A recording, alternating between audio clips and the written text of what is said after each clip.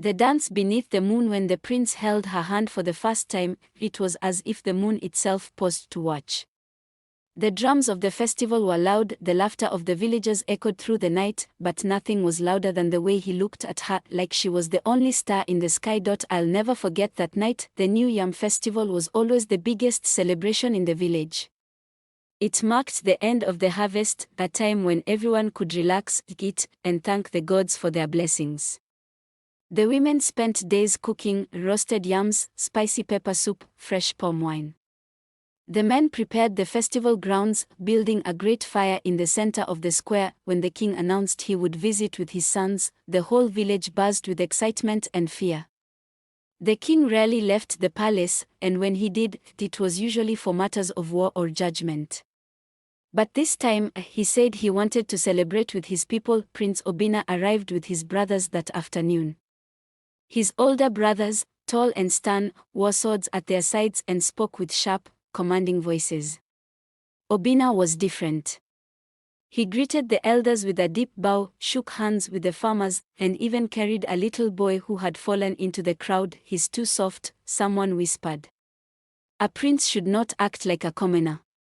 I didn't think much of it at the time. Obinna was kind, but what could kindness do in a world ruled by power? The festival began at sunset. The square was alive with color and sound.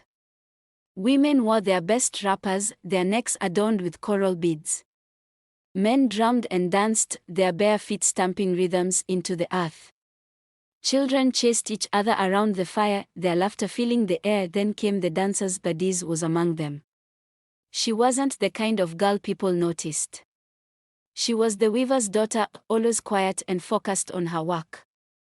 Her mother had died when she was young, leaving her to care for her younger siblings. Her hands were always busy, spinning thread, weaving cloth, cooking, cleaning. She didn't have time for festivals or dances, but that night was different. Dressed in a simple green wrapper, her hair braided with cowries, she moved like the wind itself carried her feet.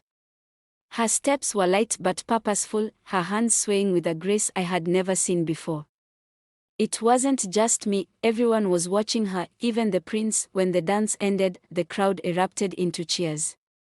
Adi smiled shyly and stepped back into the group, but Prince Obinna stood up. He walked straight toward her, his eyes never leaving hers. The whole square went silent. "Will you dance with me?" he asked. Adiz looked around, confused. She wasn't used to this kind of attention. But when the prince extended his hand, she took it. They danced together under the moonlight. It wasn't the polished, formal dance of the court, but something raw and joyful. The drums picked up again, the crowd clapped, and soon, everyone was dancing. But all I could see was the way they looked at each other, like the world had disappeared. That night, the prince didn't leave her side. They sat near the fire, talking and laughing like old friends.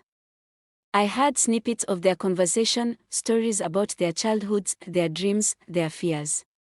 It was like they had known each other forever. But love is never simple, is it? The next morning, whispers filled the village.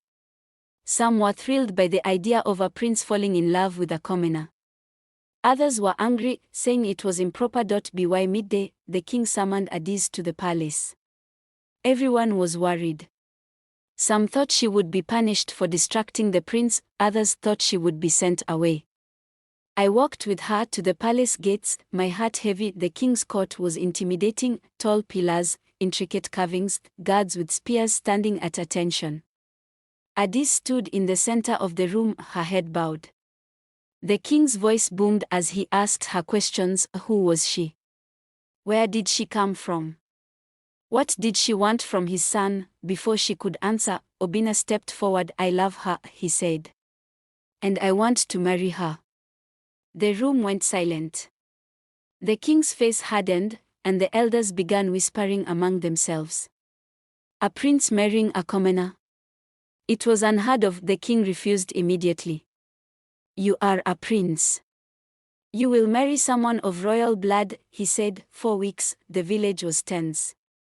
Adiz stayed in her father's hut, avoiding the stares and whispers. But Obinna didn't give up. He visited her every day, bringing gifts and promises.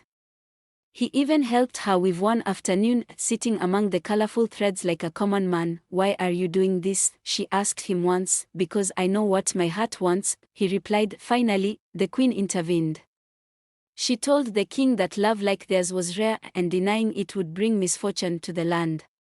Slowly, the elders began to agree. They saw that Obina's love for Addis wasn't a weakness but a strength. The wedding was the grandest the village had ever seen. People came from neighboring lands to witness the union. Addis wore a dress made of the finest silk, woven by her own hands. Obina looked at her like she was the only person in the world. Even now, years later, they are still together. They rule with kindness and understanding, a rare thing in this world. And every year during the New Yam festival, they dance beneath the moonlight, reminding us all of the power of love.